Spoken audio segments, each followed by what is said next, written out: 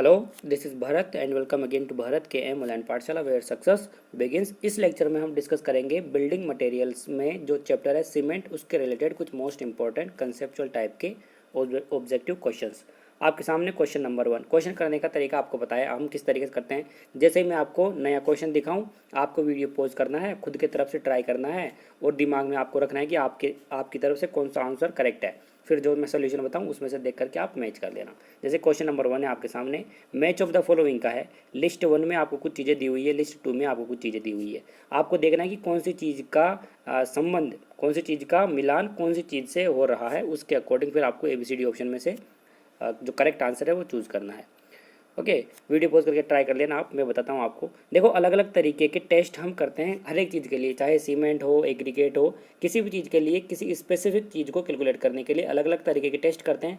और उन अलग अलग टेस्ट करने के लिए हमें अलग अलग तरीके के इंस्ट्रूमेंट्स की रिक्वायरमेंट होती है। ओके, तो यहाँ पर 4 तरीके के टेस्ट दिए हुए हैं।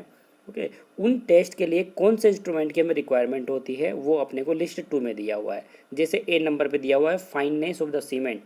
सीमेंट की जो हम फाइननेस निकालते हैं वो कौन से इंस्ट्रूमेंट से हम कैलकुलेट करते हैं, तो वो है अपने पास air permeability apparatus. Okay, air permeability. वैसे हम डिटेल से इसको बिल्डिंग मटेरियल एंड कंस्ट्रक्शन वाले जो सब्जेक्ट है उसको डिटेल से जो लेक्चर्स पढ़ेंगे वहाँ पर हम डिस्कस करेंगे। यहाँ पर हम क्वेश्चंस को ही डिस्कस करेंगे। तो यहाँ पर फाइननेस ऑफ सीमेंट है, क्योंकि सीमेंट के बहुत सारे टेस्ट होते हैं। जैसे फाइननेस टेस्ट हो गया, कंसिस्टेंसी टेस्ट हो गया, सेटिंग टाइम टेस्ट हो गया, साउंडनेस टेस्ट हो गया, स्ट्रेंथ टेस्ट हो गया। ये सभी बहुत सारे टेस्ट हैं, उनका अलग अलग तरीके के इंस्ट्रूमेंट यूज़ करते हैं सभी के लिए। जैसे फाइनेंस टेस्ट के लिए हम यूज़ करते हैं एयर परमेबिलिटी अपैरेटस। मतलब ए के लिए क्या करेक्ट हो गया, ए के लिए करेक्ट है 3। ओके, फिर है सेटिंग टाइम। सेटिंग टाइम के लिए हम यूज़ करते हैं विकेट्स नीडल। विकेट्स अपैरेटस हम यूज़ करते हैं, उसमें विकेट नीडल होती है, उसको यूज़ करते हैं। तो ये इनिशियल सेटिंग टाइम हो चाहे फाइनल सेटिंग टाइम हो, विकेट्स नीडल ही हम यूज़ करते हैं, विकेट्स अपैरेटस ही यूज़ करते हैं। तो हम लिख सकते हैं बी के अंदर अपना करेक्ट कौन सा होगा, बी के लिए 2 होगा। थर्ड है साउंडनेस टेस्ट। साउंडनेस टेस्ट के लिए हम ली चार्टलियर प्रिंसिपल यूज़ करते हैं, ली चार्टलियर अपैरेटस होता है। ओके, ये यूज़ करते हैं यहाँ पर। तो साउंडनेस के लिए हो गया ये। ऑटोक्लेव भी होता है, उसके लिए हम अलग अलग इंस्ट्रूमेंट होते हैं। एक होता है ली चार्टलियर अपैरेटस होता है, एक ऑटोक्लेव भी होता है। दोनों में डिफरेंस होता है, क्या डिफरेंस होता है हम डिटेल से डिस्कस करेंगे लेक्चर्स के अंदर। यहाँ पर आपको इतना ध्यान रखना है कि साउंडनेस के लिए जो अपैरेटस होता है ली चार्टलियर अपैरेटस। मतलब सी के लिए करेक्ट क्या हो जाएगा, 1। ओके, और रह गया वर्केबिलिटी। तो वर्केबिलिटी हम मेजरली एग्रीगेट के लिए कैलकुलेट करते हैं, और वर्केबिलिटी के लिए स्लम्प कौन टेस्ट यहाँ पर दिया हुआ है। वैसे वर्केबिलिटी के लिए भी अलग अलग तरीके के टेस्ट हैं, लेकिन यहाँ पर दिया हुआ आपको स्लम्प कौन टेस्ट। तो डी के लिए करेक्ट क्या हो जाएगा, 4 हो जाएगा। मतलब 3 2 1 4 किस में है, 3 2 1 4 सी में है ये रहा। ओके, तो करेक्ट आंसर क्या हो गया, C is the correct answer. ठीक है, फाइनली मैं बताता हूँ for question number 1 C is the correct answer. ये आपके सामने question number 2। Okay, video pause करके ट्राई करो क्वेश्चन को, आपके हिसाब से ABCD में से कौन सा आंसर करेक्ट है, और उसके अकॉर्डिंग फिर आप सोल्यूशन देखना बाद में। लिखा हुआ है which of the following pair in respect of a ordinary Portland cement. OPC जो सीमेंट है उसके लिए कौन सी चीज़ें यहाँ पर सही बोली हुई है। 3 चीज़ें यहाँ पर, 3 बातें बोल रहा है OPC के लिए, ऑर्डिनरी पोर्टलैंड सीमेंट के लिए। ओके, तीनों में से कौन सी बात सही है, कौन सी बात गलत है, उसके अकॉर्डिंग फिर हमें ABCD ऑप्शन में से चूज करना पड़ेगा। पहली बात यहाँ पर लिखी हुई है कि OPC के लिए जो इनिशियल सेटिंग टाइम होता है वो 30 मिनट का होता है। सही बात है क्या, बिल्कुल सही बात है। ऑर्डिनरी पोर्टलैंड सीमेंट के लिए जो इनिशियल सेटिंग टाइम होता है वो 30 मिनट का होता है। फिर बोल रहा है कि फाइनल सेटिंग टाइम OPC के लिए 10 आवर का होता है। बिल्कुल सही बात बोल रहा है ये भी। फाइनल सेटिंग टाइम OPC के लिए 10 आवर का होता है, बिल्कुल सही बात है। फिर बोल रहा है कि नॉर्मल कंसिस्टेंसी OPC के लिए 10% होती है। तो ये बात गलत बोल रहा है, क्यों, क्योंकि ऑर्डिनरी पोर्टलैंड सीमेंट के लिए याद करनी है आपको ये चीज़ें। ऑर्डिनरी पोर्टलैंड सीमेंट के लिए जो नॉर्मल कंसिस्टेंसी होती है वो 20% टू 30% के बीच में होती है। 20% टू 30%। अगर ये अपने को यहाँ पर 25% भी बोल देता तो भी हम मानते कि ठीक है करेक्ट आंसर है, लेकिन ये तो 20% से भी कम बोल रहा है, मतलब ये गलत बोल रहा है। 10% नहीं होती, 20% टू 30% के बीच में होती है। ओके, तो तीसरा स्टेटमेंट गलत बोल रहा है, मतलब 1 एंड 2 करेक्ट है। ओके, 1 एंड 2 करेक्ट है, तो C is the correct answer. इसी में बोल रहा है for question number 2 C is the correct answer. और यहाँ पर करेक्ट कर लेना, ये गलत क्यों है, क्योंकि normal consistency for OPC is lies between 20% to 30%। ये आपके सामने question number 3। Okay, video pause करके बताओ इसका क्या होगा, आपके हिसाब से क्या लगता है आपको, फिर सोल्यूशन देखना। लिखा हुआ है temperature range in cement kiln is. बताओ सीमेंट किल्न के लिए जो टेम्परेचर की रेंज होती है वो कितनी होती है। अप्रोक्स देखना है, मोस्ट अप्रोप्रिएट आंसर देखना है अपने को इसमें से। ये बोल रहा है 500 टू 1000, 1000 से 1200, 1300 से 1500, 1600 से 2000। तो देखो हमें पता होना चाहिए कि जो दो प्रोसेस होते हैं अपने पास यहाँ पर, एक होता है वेट प्रोसेस और एक होता है ड्राई प्रोसेस। तो जो ड्राई प्रोसेस होता है यहाँ पर लिख सकते हैं कि जो ड्राई प्रोसेस होता है उसके लिए जो टेम्परेचर की रेंज होती है वो 1400 टू 1500 डिग्री सेल्सियस होती है। और अगर हम वेट प्रोसेस की बात करें तो ये थोड़ी सी इंक्रीज हो जाती है 1500 degree Celsius to 1600 degree Celsius, इतनी होती है। ओके, मतलब इसके आसपास होनी चाहिए। अब ये देखो सिंपल अपने को सीमेंट के लिए बोल रहा है, तो मतलब जो ड्राई प्रोसेस है और जो वेट प्रोसेस है उसको मिक्स करके अप्रोक्स कितना होना चाहिए, मोस्ट अप्रोप्रिएट आंसर कितना होना चाहिए। मतलब 1400 टू 1600 के बीच के आसपास वाली कुछ चीज़ें हमें सेलेक्ट करनी है, 1400 से 1600 के बीच में। तो देखो 1400 से 1600 के आसपास कौन सी है। देखो ये तो बहुत कम हो गई, 500 से शुरू हो रही है, मतलब ये नहीं हो सकती। ये 1000 से 1200 से ख़त्म हो गई, ये भी नहीं हो सकती। 1300 से 1500 ये हो सकती है। और देखो ये 1600 से तो ज़्यादा गई, मतलब ये भी नहीं हो सकती। तो देखो मोस्ट अप्रोप्रिएट अपने को यही लग रहा है, सी, 1300 से 1500 के आसपास। ओके, यही होती है, क्योंकि 1400 से 1500 तो होती है ड्राई प्रोसेस के लिए और 1500 से 1600 के बीच में होती है वेट प्रोसेस के लिए। तो अगर हम एवरेज देखें तो 1300 से 1500 के आसपास हो सकती है। ओके, तो मोस्ट अप्रोप्रिएट अपने को यही लग रहा है, C is the correct answer for question number 3। अब देख लो आप, for question number 3 C is the correct answer. ये है क्वेश्चन नंबर 4 आपके सामने, वीडियो पॉज करके ट्राई करो। लिखा हुआ है increase in fineness of the cement. Fineness का मतलब है कि अगर सीमेंट के पार्टिकल, मान लो इतने मोटे मोटे पार्टिकल्स है एक तो सीमेंट के, ओके, फिर आपने क्या किया, इसकी फाइननेस आपने इंक्रीज कर दी। कैसे? आपने छोटे छोटे पार्टिकल्स बना दिए ऐसे, इस पार्टिकल को तोड़ के छोटे छोटे बहुत सारे पार्टिकल्स बना दिए, इसको तोड़ के बहुत सारे छोटे छोटे पार्टिकल्स बना दिए। इस तरीके से आपने क्या किया, फाइननेस इंक्रीज कर दिया। तो ये कह रहा है कि अगर आप फाइननेस बढ़ा दोगे, मतलब आपने सरफेस एरिया इंक्रीज कर दिया सीमेंट का, तो क्या होगा उससे। 4 बातें लिखी हुई है यहाँ पर ABCD ऑप्शन में, कौन सी बात बिल्कुल सही बोल रहा है इसके अकॉर्डिंग, इंक्रीज इन फाइनेंस के अकॉर्डिंग। ओके, ये कह रहा है। तो देखो इसके पहले आपको एक बात समझनी पड़ेगी। अगर हम फाइननेस बढ़ा देंगे तो उससे होगा क्या, अपनी जो सीमेंट के पार्टिकल्स है वो फाइन हो जाएंगे। सीमेंट के पार्टिकल्स बहुत ही छोटे छोटे हो जाएंगे। मतलब जो एल्केली की रिएक्शन, मतलब इनकी जो रिएक्शन होती है एल्केली एग्रीगेट के साथ, अपने जिसमें एग्रीगेट भी मिलाएंगे कंक्रीट के अंदर, तो मान लो अगर अपने एग्रीगेट एल्केली टाइप के हैं तो उनके साथ ये फाइन जो सीमेंट है वो अच्छे तरीके से रिएक्ट कर पाएगी, अच्छे तरीके से रिएक्ट करेगी, जिससे होगा क्या, उस सीमेंट के अंदर हाई श्रिंकेज हो जाएगा। हाई श्रिंकेज होगा, लिख लेना आप, हाई श्रिंकेज होगा एक तो। और दूसरी बात क्या होगी, इसके अंदर जो प्रोबेबिलिटी है क्रैक होने की वो भी बढ़ जाएगी। मतलब मोर प्रोन टू क्रैकिंग, ऐसे हम कह सकते हैं, क्रैक होने की प्रोबेबिलिटी बढ़ जाएगी। दूसरी बात आपको क्या समझ आएगी, जो हाइड्रेशन होगा सीमेंट का, जैसे ही हम पानी मिलाएंगे तो जो हाइड्रेशन होगा सीमेंट का, हाइड्रेशन होगा वो बहुत ही जल्दी जल्दी होगा। ओके, क्विक होगा। क्विक क्यों होगा, क्योंकि आपने क्या किया, पार्टिकल छोटे छोटे कर दिए, पार्टिकल छोटे कर दिए तो पानी जल्दी से इस पूरे, एक तो पार्टिकल आपका इतना बड़ा है, एक पार्टिकल आपका इतना सा है। ओके, इतना सा पार्टिकल है। ओके, इतने सारे आपने इसको तोड़ के इतने सारे छोटे छोटे पार्टिकल्स बना दिए। तो यहाँ पर पानी रिएक्ट करेगा, तो इस पार्टिकल को रिएक्ट करते करते पानी अंदर पहुँचते पहुँचते टाइम लगेगा, अंदर तक जाएगा पानी। ओके, तो टाइम लगेगा। और यहाँ पर क्या होगा, आपने पार्टिकल छोटे छोटे तोड़ दिए इसके, तो पानी जल्दी से इसको रिएक्ट कर लेगा, पानी जल्दी से इससे भी रिएक्ट कर लेगा, इससे भी रिएक्ट कर लेगा, क्योंकि छोटा सा पार्टिकल तो है ही। पानी इसके अंदर घुसते ही फट से अंदर पहुँच जाएगा। ओके, तो फट से क्या करेगा, ये रिएक्ट कर लेगा। मतलब यहाँ पर हाइड्रेशन की जो स्पीड है वो तेज़ होगी, और जो बड़े पार्टिकल्स हैं उसके लिए हाइड्रेशन की स्पीड कम रहेगी।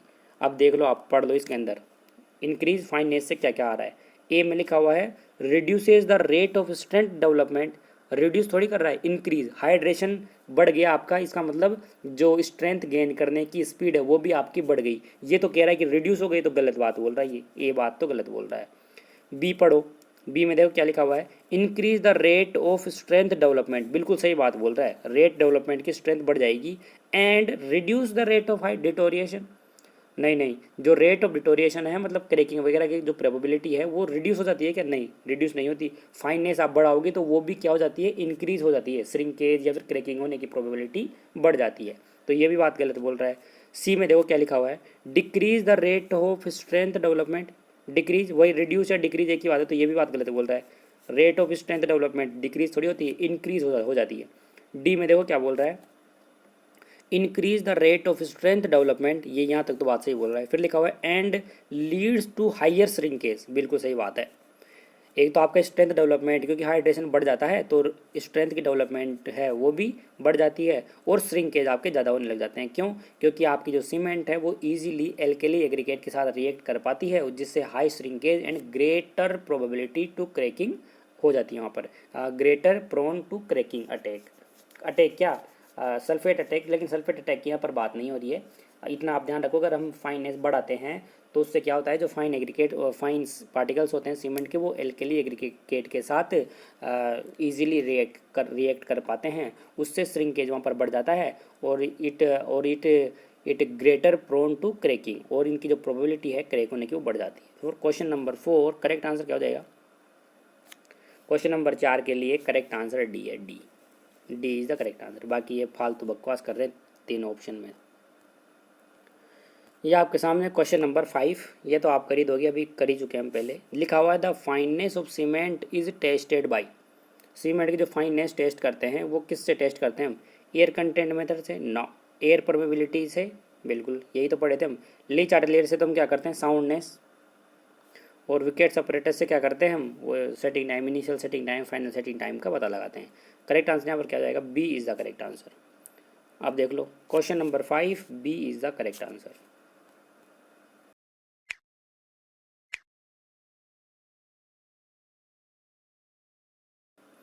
ये आपके सामने क्वेश्चन नंबर 6 लिखा हुआ है, वीडियो पॉज करके ट्राई कर लेना आप, है ना। मैं बार बार नहीं बोलूँगा, जैसे ही नया क्वेश्चन आपको दिखाऊँ वीडियो पॉज कर दिया करो, खुद से ट्राई करा करो, फिर आपके दिमाग में रखा करो कि कौन सा आपके हिसाब से सही लग रहा है आपको ऑप्शन में से, फिर सोल्यूशन देख लिया करो। मैच करता है तो अच्छी बात है, नहीं मैच करता तो उसको करेक्ट कर लिया करो। लिखा हुआ है फॉर मराइन वर्क मतलब सी वाटर, एक तरीके से सी वाटर या फिर marine work the best suitable cement is, best suitable cement कौन सी है? अब देखो ये चीज़ें आपको पता लगती है डिटेल से जब हम पढ़ते हैं टाइप्स ऑफ सीमेंट। जब हम सारी सारी टाइप्स पढ़ते हैं ना एक साथ, जब जा करके इसमें अच्छा फील होता है। लेकिन घबराने की बात नहीं है, हम क्वेश्चन करें तो क्वेश्चन को तो हम अच्छे से समझेंगे। मरीन वर्क के लिए क्या होता है? करेक्ट आंसर इसका देखो ये होगा ब्लास्ट फर्नेस स्लैग। अब इस ब्लास्ट फर्नेस स्लैग को, सीमेंट को, इस टाइप के सीमेंट को हम समझ लेते हैं थोड़ा सा, फिर आपको आइडिया लग जाएगा। आपको फाइनली रटना है ये कि मरीन वर्क के लिए ये ब्लास्ट फर्नेस स्लैग, इसी को हम पोर्टलैंड स्लैग सीमेंट भी कह देते हैं। ओके, पोर्टलैंड स्लैग सीमेंट भी आ सकता है यहाँ पर। तो ये क्या होता है, मरीन वर्क के लिए हम यूज़ करते हैं। क्यों करते हैं ये मैं आपको बता रहा हूँ। ये इसलिए करते हैं, पहली बात तो आप ये लिख लेना कि ब्लास्ट फर्नेस स्लैग सीमेंट को हम पोर्टलैंड स्लैग सीमेंट भी कह देते हैं। दूसरी बात क्या है, ये ब्लास्ट फर्नेस स्लैग हम बनाते कैसे हैं, ये वाली सीमेंट कैसे बनाते हैं? तो आपको ये चीज़ पता होनी चाहिए कि हम किसी भी तरीके की सीमेंट बनाएं, एक दो सीमेंट को छोड़ के ओपीसी सीमेंट से ही बनाते हैं। ऑर्डिनरी पोर्टलैंड सीमेंट में जो कॉन्स्टिट्यूएंट्स होते हैं उन्हीं में घालामेली करके, मतलब कुछ चीज़ें इंक्रीज़ करके और कुछ चीज़ें डिक्रीज़ करके, या फिर कुछ एक्स्ट्रा चीज़ें ऐड करके हम अलग अलग तरीके की सीमेंट्स का फॉर्मेशन करते हैं। जैसे लो हीट पोर्टलैंड सीमेंट हो गई, जैसे रैपिड हार्डनिंग सीमेंट हो गई, ऑर्डिनरी पोर्टलैंड सीमेंट हो गई। ऐसे ही बहुत तरीके की सीमेंट होती है, अलग अलग तरीके की। आप लेक्चर्स देखोगे मेरे बीएमसी के सीमेंट वाले, तो वहाँ पर पूरी डिटेल से मैंने सारी सीमेंट वगैरह समझा रखी है। ओके, तो क्या करते थे हम? हाँ, ओपीसी से करते हैं। अब ये कैसे बढ़ाते हैं? जो ऑर्डिनरी पोर्टलैंड सीमेंट के अंदर जो ट्राई कैल्शियम सिलिकेट होता है, जो बोक कंपाउंड्स होते हैं ना, उसके अंदर C3S होता है। आपको पता है ना 4 तरीके के बोक कंपाउंड होते हैं ओपीसी में या फिर सीमेंट के अंदर। कौन कौन से? C3S, C2S, और होता है C3A और C4AF, मतलब alite, belite, celite and felite, not delight. ये ध्यान रखना आप थोड़ा सा। तो जो C3S होता है, ट्राई कैल्शियम सिलिकेट होता है, उसका परसेंटेज हम थोड़ा सा इंक्रीज़ कर देते हैं। किसमें? ओपीसी में। ओपीसी के अंदर जो भी C3S की क्वांटिटी होगी उसको हम थोड़ा सा इंक्रीज़ कर देंगे, और बाहर से हम एल्यूमिनियम सल्फेट डाल देंगे थोड़ा सा। तो क्या होता है, वो सीमेंट हम अपनी जो फॉर्मेशन होता है सीमेंट का C3S बढ़ाने से और बाहर से कुछ सल्फेट, एल्यूमिनियम सल्फेट डालने से जो नई सीमेंट बनती है वो कौन सी बनती है? ब्लास्ट फर्नेस स्लैग सीमेंट बन जाती है वो। ठीक है, इससे क्या होता है कि C3S को इंक्रीज़ करने से इसका जो रिएक्शन होती है एल्केली के साथ वो थोड़ी कम होती है। तो यहाँ पर लिख लेना less reactive with alkali, L के लिए एग्रीगेट, इस तरीके से लिख लेना आप। ये जो BFSC मतलब ब्लास्ट फर्नेस स्लैग सीमेंट होती है, पोर्टलैंड स्लैग सीमेंट होती है, ये लेस रिएक्टिव होती है एल्केली वगैरह से, ओके। और हाई सल्फेट रजिस्टिंग सीमेंट होती है ये। जब हम C3S की क्वांटिटी बढ़ाते हैं तो वो सल्फेट से रजिस्ट करने में उसकी जो प्रोबेबिलिटी है वो बढ़ जाती है। क्यों? क्योंकि उसकी जो हार्डनेस है वो इंक्रीज हो जाती है जल्दी जल्दी। जैसे अगर कोई चीज़ 7 डेज में हार्ड हो रही है, जैसे अगर C3S की क्वांटिटी कम है, अपनी नॉर्मल है OPC के अंदर, तो मान लो 7 डेज में स्ट्रेंथ गेन कर रही है, तो अगर हम C3S की क्वांटिटी बढ़ा देंगे तो क्या करेगी कि 5 डेज में ही आपकी स्ट्रेंथ गेन कर लेगी वो, ओके। तो इस तरीके से क्या होता है कि जो सल्फेट का अटैक होता है वो थोड़ा कम होता है, ओके। और जो मरीन वर्क होता है, मतलब जो पानी बहता रहता है उसके अंदर हम इसको क्या करते हैं, कंस्ट्रक्शन करते हैं। मरीन वर्क मतलब वही होगा ना।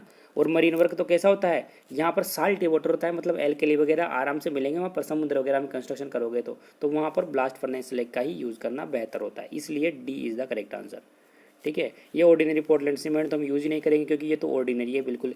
रैपिड हार्डनिंग सीमेंट भी हम यूज़ नहीं करेंगे, लो हीट पोर्टलैंड सीमेंट भी यूज़ नहीं करेंगे। ये लो हीट पोर्टलैंड सीमेंट हम यूज़ करते हैं डैम वगैरह के लिए। क्यों करते हैं या आगे आएगा तो मैं आपको बता दूंगा, ओके। बाकी आपको ध्यान रखना है मरीन वर्क के लिए ब्लास्ट फर्नेस सीमेंट ही हम यूज़ करते हैं। करेक्ट आंसर क्या हो जाएगा? D. For question number 6 D is the correct answer. यह आपके सामने क्वेश्चन नंबर 7। ट्राई करो इसको, ट्राई क्या करो, आपको बता इस हिसाब से बताओ।